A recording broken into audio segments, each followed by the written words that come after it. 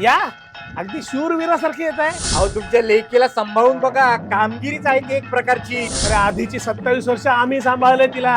तरी तिला एकही गोष्ट सांभाळता येत नाही. ते जा, माझी लेक कधीच हट्ट करत नाही. कारण खरेदी हा हट्ट नाही, तिला हक्क वाटतो. अरे मग उचलला 4 पिशव्या, त्यात काय एवढं. मी पण माझ्या बायकोच्या पिशव्या उचलल्यात. अहो 4 पिशव्या उचली नो, पण हिची खरेदी बघून मला बाहेरून 4 पैसे उचलावे लागतात. ए बघ, मी माझ्या लेकीला चांगल्या पद्धतीनं घडवलंय. घडवलं असं म्हणायचं का तुम्हाला?